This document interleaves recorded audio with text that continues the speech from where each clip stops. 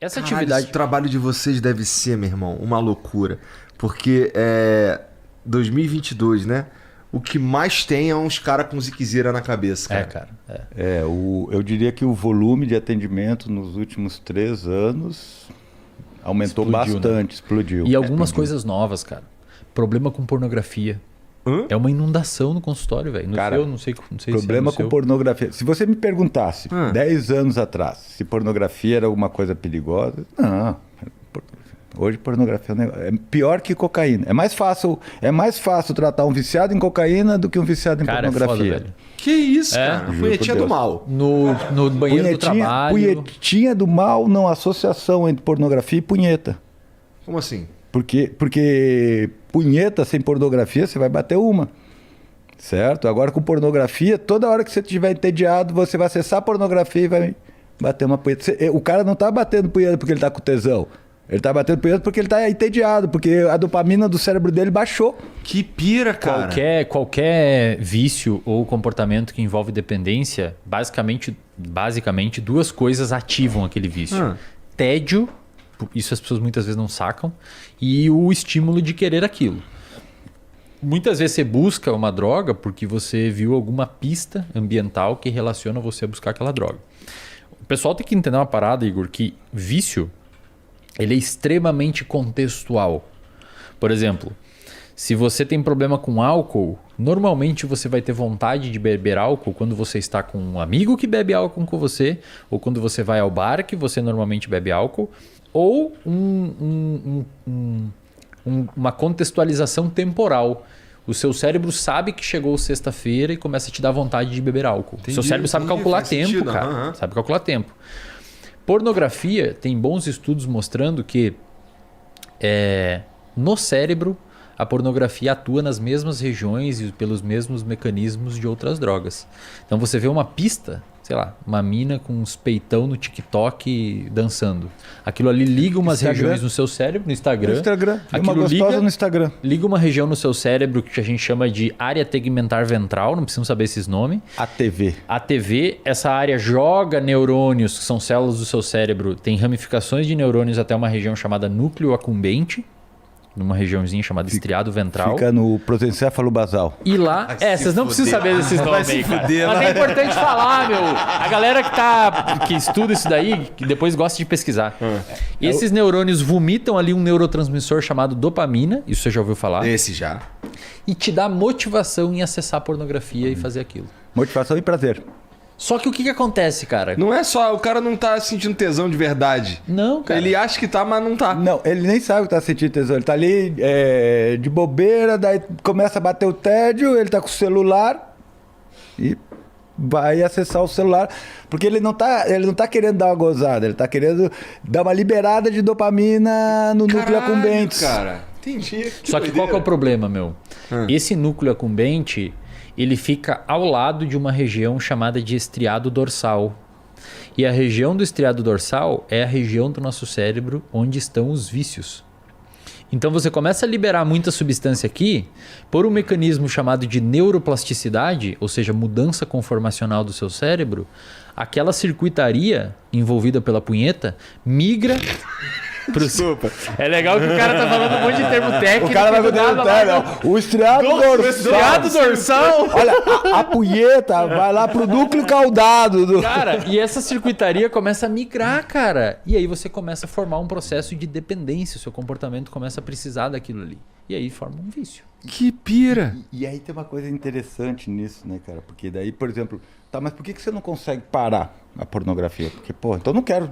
fazer pornografia.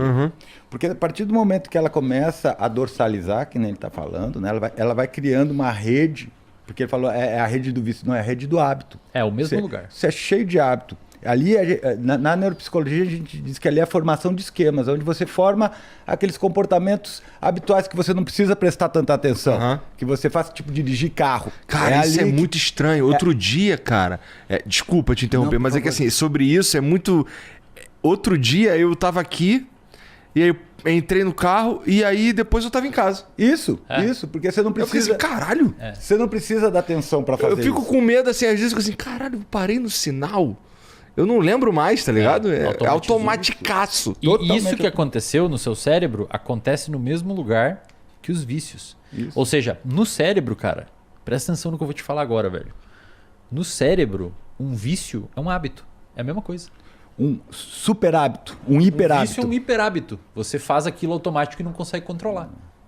É louco isso, né? Caraca. E o ambiente aciona. Muito legal. Hã? E o ambiente aciona. Mas eu ia te falar que essa rede dorsal, ela começa a operar automaticamente. Né? Então, por exemplo, o que acontece? Você está dirigindo o teu carro, você está no automático. Mas se acontece alguma coisa, você sai do automático e aquelas informações voltam para tua consciência. Aham. Então você começa a prestar atenção naquilo. E Certo. eu imagino que existem técnicas, porque assim, isso é bom?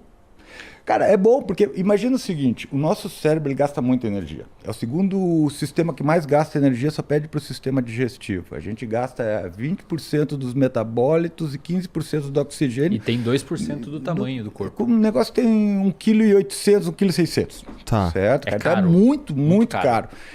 Essa região, que é o córtex pré-frontal, ela é muito mais cara ainda. Tá. Porque ela É tem que é a muitas região que a gente está pensando. Isso, porque ela é neocortical, ela tem muitas camadas de neurônios Tá. ali, certo? Então, exige muito energia.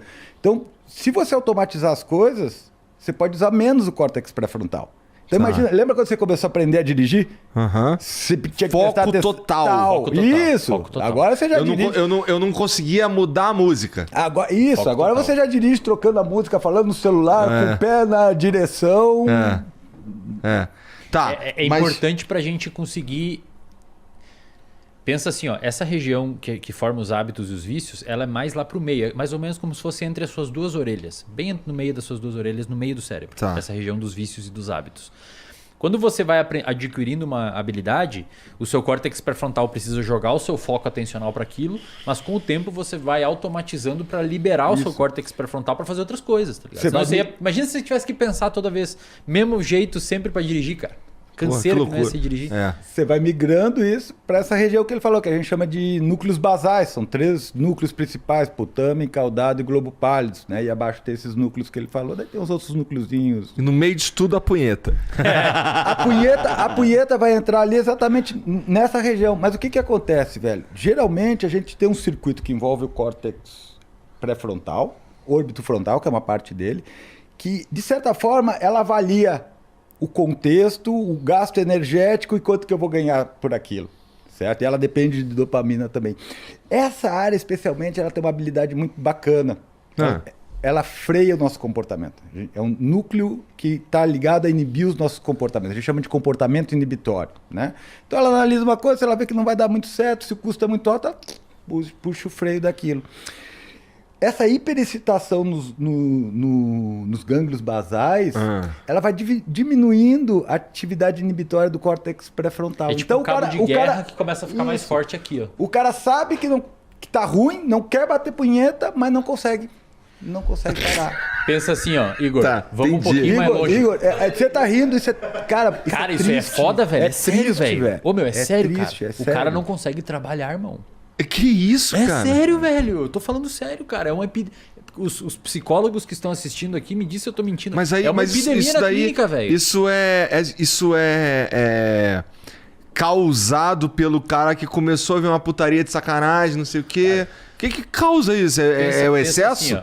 Pensa assim, ó. Perdão, Fábio, deixa eu só concluir um Por pouquinho favor, desculpa, por só pra gentileza. galera entender. O Fábio explicou que você tem um cabo de guerra entre o seu córtex pré-frontal que inibe o comportamento e as regiões mais lá do meio do cérebro que fazem você querer aquele comportamento recompensador. Ok? Mesma coisa que acontece com substância, etc. Tá.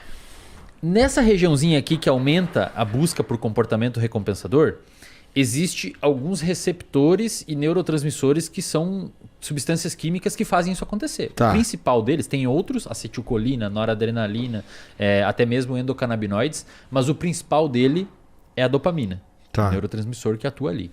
A dopamina ela tem vários receptores, como se ela fosse uma chave que entra em fechaduras. Tem uns 4 tipos de fechadura. Uma em específico que está nessa região é o que a gente chama de receptor de dopamina D2. Conforme a dopamina vai ligando nessa região, os receptores, com o tempo, isso foi um estudo publicado na PNAS, de uma autora chamada Nora Volkow. Ela não viu com pornografia, ela viu com usuários de metanfetamina. Essa dopamina liberada ali começa a internalizar os receptores. Então o receptor está na membrana e eles começam a vir para dentro da célula, deixando menos receptor ali, fazendo com que exista uma necessidade de mais liberação de dopamina para alcançar o mesmo barato. Entendi. Isso é um dos mecanismos da dependência. Mas olha que interessante, cara, e explicando o que o Fábio mostrou. Essa diminuição de receptores ali devido ao grande vômito de dopamina ali em cima, existe uma associação, a gente não sabe se é causal, mas quanto menos receptor você tem, menos o seu córtex pré-frontal está funcionando direito. Em outras palavras, menos poder o córtex pré-frontal tem de frear o comportamento. E isso cria um ciclo vicioso, porque você tem menos receptor, você precisa de mais substância que diminui o receptor. E eu não tenho cada vez menos freio. Cada vez menos freio. E aí o cara não só precisa mais de droga, como ele tem menos poder de frear o uso. Caraca, então basicamente, se eu tô entendendo, existem pessoas que são tão dependentes de pornografia quanto existem pessoas que são dependentes de maconha, por exemplo, drogas. Qualquer maconha, cocaína, exatamente. Dá pra considerar a pornografia uma droga do ponto de vista que vocês estão... Dá pra considerar o uso de cocaína um hábito. Tá. Isso. Tá. É que pensa assim, Igor, vício não vício, vício não vício. Grandes discussões, por exemplo, açúcar vicia, comida vicia, não sei o que vicia, isso vicia. Dentro do estudo de circuito, não existe esses nomes para nós, vício ou não. Uhum. A gente olha se aquele comportamento está sendo disfuncional ou não. Existem critérios para caracterizar vício, se tem tolerância, se a pessoa prefere aquilo em função de outras coisas, se precisa aumentar o consumo para alcançar o mesmo barato. Existem alguns critérios. Ninguém sabe, a comunidade científica não chegou em alguns acordos, por exemplo, se açúcar vicia ou não. Mas o que a gente sabe no uso da pornografia é que os sistemas que estão envolvidos são os mesmos envolvidos com o uso de cocaína e a pessoa tem prejuízo funcional grave, cara. Puta, do cara não conseguir trabalhar. Cara, eu já peguei pessoas que batem 10 punhetas por dia, velho. Não consegue trabalhar, não consegue tem mais de 12 anos. E tem mais de 12 anos. Tem 40. Que loucura. Cara, daí o cara não consegue trabalhar, não consegue se relacionar. O casamento vai pro saco. A autoestima dele vai lá embaixo. O cara entra em depressão, o cara fica mal, que nem o uso de outra droga. Que loucura. O seu humor começa a ser afetado. Isso deve ter sido potencializado nos últimos tempos, que o acesso ficou absurdo de fácil, né? Perfeito. Que loucura. Antes era a revistinha da Avon. Era aquilo que eu te falei antes. Você ia da casa do teu primo pegar as revistas que ele tinha debaixo quando você era moleque, né? Aquela foto carregava devagar, assim, era 4 horas até carregar a foto na internet. Eu sou da época das revistas mesmo, né? Uma revista que ficava toda grudada. Cara, e assim, é uma parada, meu. Daí você tinha uma revista que durava 2, 3 anos, né? Essa menina que eu conheço. Revista 2, 3 anos. Você tinha até que você gostava mais.